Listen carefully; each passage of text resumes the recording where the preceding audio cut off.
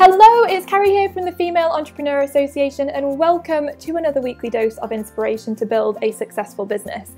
So today we are talking all about how to grow your business and raise children at the same time. And we are joined by the lovely Dr. Jessica Michaelson, who is the founder of honestparenthood.com, and she's going to be sharing 3 brilliant tips to help you do just this. So Jessica, thank you so much for joining us. Thank you, Carrie. I'm happy to be here. So I am not a mother, so I can't even comprehend how challenging, I suppose, at times perhaps it is to build a business and to actually raise children at the same time. Because I know how time-consuming building a business is, and how much focus that you need to put into it, and how much work you need to put into it. And so doing that and having to look after children at the same time, to me, it blows my mind. I have so much respect for female entrepreneurs that are mothers as well. I think it's incredible. But I think it's a huge topic. I think so many women who are mothers seem to have this dilemma as to how to juggle building their business while raising their children. It's like that question, isn't it, of that work-life balance type thing. So obviously you know all about this. You know all about how to help people with this. So I think we should just jump straight in and hear some of the tips that you have that will help people to build a successful business and to raise incredible children at the same time. Sure. Well, thank you. So as a psychologist, my first tip is really a mindset tip. And this is about enjoying your business as another baby or as another child. I know myself, I started my business 7 weeks after my first child was born. Wow. And now that I think back about it, I think I wanted a baby that I could control a bit more than I could the actual living flesh one. And I wanted to have something creative where I had more say in the outcomes. So, you know, as you think about it, I think that we often enjoy our businesses a lot because of that it's this place we can go where things are a bit more structured than they might be at home. We have more of ourself shows up in this relationship. So there's a lot of ways that we really love our business baby. And I think that as moms, we can feel guilty or confused about, well, is that betraying my baby, how to balance that. So I like to think of it kind of as siblings, and how are you spreading out that attention? And also in my coaching work, I really help people make decisions that are aligned with their values. So to think about, you know, how are you making these decisions about where you're putting your time? Because I know for myself, I might want to just be on my phone when I said I would be with my sons or something like that. And where's that coming from? Is it coming from an anxiety about my business? Is it coming from wanting to avoid something about my kids? So really cultivating a practice of staying aligned with your values so that in everyday decisions, you feel like you're making choices you could live with. So if my kids in 30 years talk about how their mom balanced their work and life, that I would feel good about the way they answer it. Do you have an example of that, of how, of like a value and how you would actually make a decision based off that? Yeah. So I know that for me, and everybody balances out differently, that my boys are my priority. And so like in a situation like that, I might pick them up from school and so want to get on my computer and read some emails and comment on some people's posts because that's what the business part of me wants to do. But in those moments, I've already set a line that my work day is done in that time. I might do it again at 9 p.m., but right now this is my time with my boys. And so to catch myself, I really have to be very mindful of it. And like you said, have very clear boundaries about when is work time and when is family time. Because otherwise it can feel like it's both all the time and I'm doing neither very well. Yeah. Okay. So, but then for people to really be clear on what their values are and then stick to them so that they do balance it out. Yeah. Okay, cool. So what else can people do? Yeah. So my other couple points are much more concrete. So my second point is to get up before your children. Okay. And this is twofold. The first is a mindset piece as well, that you're starting the day on your own terms. And this is even for moms who don't have businesses. But if you're deep in slumber and you are awakened by your child's needs, it kind of sets the day off in this way of being just of service and obligated and not really the captain of your own ship, so to speak. So I encourage all moms, but particularly entrepreneur moms, to wake up before their children. That might mean teaching your child to sleep a little bit later, but wake up, and I get so much productive work done in that hour that I have because I'm clear. I know I could just get all those things off my to-do list that are then going to make my day feel a lot more fluid and easy. So whatever you need to do to get up, even if it's just 15 minutes before your kids, do that. Okay.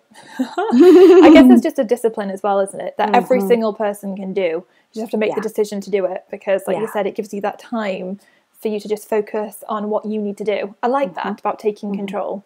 Okay, so what is your final tip that you have? And my final tip that I've learned the hard way is that if you are a mother and entrepreneur, you either need to have flexible childcare, a flexible work schedule, or both.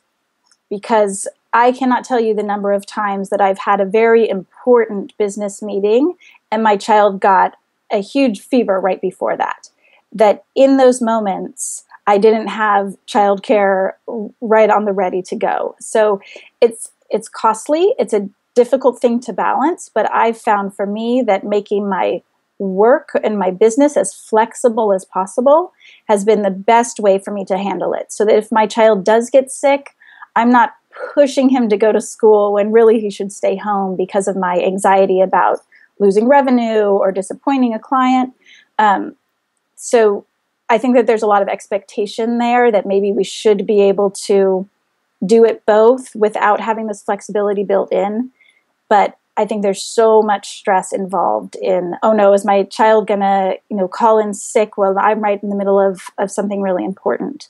So to hire someone, have grandma around, or build a schedule that's very flexible, which is my preferred method of handling it. So if you were doing a launch or something, or you had something really important coming up, so you would plan in advance to make sure that if something happened with your children and that you had to be there for them, or they needed looking after, that you would have something in place, like someone else to take care of them, or okay. Yeah, and then with things like launches, if you can, have as much of it done a lot beforehand, or have some team that can do it, so that if you are the one who wants to take your child to the hospital or the doctor, that things can still go forward. But you really can't expect to do both all by yourself if things have really tight deadlines, etc. So I guess it's just like, you must have so much going on as a mother and trying to build a business, that I guess the only way to really handle it is to be really disciplined with like planning out things and making sure that you know where those boundaries are on those, that, so that you can actually you can get on with things in a much more easy way than if you don't have it all planned out. It would be so manic and hectic, presumably, and chaotic. I mean, I'm sure it is anyway, but I think the more, I suppose, you plan and you have those boundaries, the easier it becomes. Yes, I think I'm massively efficient. I have 17 hours a week that I work, and I get done what I used to do in 40 hours. So I'm very efficient. Could you give us like a little insight into maybe what a day in the life of you's like? Obviously, you've got children, so you know what it's like. So what does a typical day look like for you? Yeah, so I'm a coach, and one of the flexibility things that I've brought in is that I do a lot of online journal coaching. So I know I've got clients who are waiting to talk with me, but I wake up early and I have in my inbox all their journal entries. So I know that I'm going to give my clients some feedback, some insights, some strategy there in the morning. And then I know, because at 7 o'clock, I'm going to hear the pitter patter of my 5 and 3-year-old's feet coming down the stairs, and it's going to be breakfast time. And then that's done. I've done that piece. And then I'm in mom mode, and it's breakfast, getting ready for school, out the door, come back. And I follow very systematic ways of, I've got 20 minutes on Monday to write a blog post. I've got 20 minutes to reply to emails. And so things are really broken down very, very specifically. On Tuesdays and Thursdays, I do live client calls. On Mondays and Wednesdays, I do content and other online things. So I know what I'm doing every hour of my day. That is really interesting to see. I always find it really helpful to see how other people run their day, because I don't know, like, I think the more people I speak to, the more I realize that the ones who are really efficient and effective really do plan out in those chunks what they're going to be doing and when they're going to be doing it, so they can just get on and make it happen. Otherwise it's all a bit of a blur in your head, and the day passes by so quickly and you just don't do what you need to do. So that's really interesting. Also, one other thing, you said at the beginning that you started your first business about 7 weeks after having your first child, which is incredible. And I'm sure there's so many people out there that have young children and that have a business that perhaps are just trying to get used to it or trying to work it out. So are there any things that you learned in that period of time when your children were really tiny that you could do, or like any challenges that you came up against, or I don't know, any experiences that you could share that might make other people feel, I don't know, a bit more relieved or something? Yeah, I do think it's about expectations. I think there's a lot of hype in the entrepreneurial world about, you know, I started my business and then I had 10,000 people on my list and this 6-figure launch and things really fast. And for any entrepreneur to shift that expectation is important. But when you also have a baby who needs much more time than even my children need from me right now, and you're adjusting to who you are, to expect for things to move slowly, or else you're going to burn yourself out really quickly. It also requires having a lot of support systems around you. I think financially, for me, I went from earning a full-time salary job to nothing. And so I had a lot of sense of urgency that I've got to make up for that.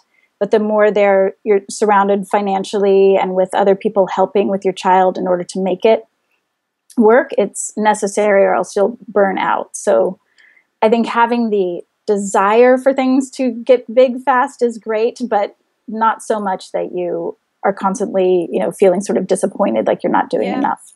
So not being hard on yourself. Yeah. To take into consideration the situation as a whole. Yeah. And realize, like, what an amazing job that you probably are doing. Yeah. Yeah. Yeah. And surround yourself by other female mother entrepreneurs, because I think it's a very specific group of people who have these ambitions, but also are mothers and caring for their children at home. So people who can normalize some of the craziness of it. Yeah, amazing. I'm sure you've got lots more tips and strategies over on your website, so we'll get some links from you afterwards, and I'll make sure we put them on the post so that people can go and check out more of your stuff. But thank you so much for sharing that with us. I think this is such a big topic, and one that I suppose a lot of people perhaps might feel quite alone going through, or wondering whether they're doing the right thing or the wrong thing. So I'm really glad that we were able to talk about it, and you were able to share some really great tips on how to be able to manage a business and raise children at the same time. So thank you so much for that. Thank you, Carrie. It was my pleasure. And I'd also love to know what you think. If you are a mother and building a business, how have you found the whole thing? Have you found it overwhelming, or have you picked up any great tips or strategies that have really helped you to make progress with it all? If so, head over to the blog and leave a comment. And I will see you next week for another dose of inspiration.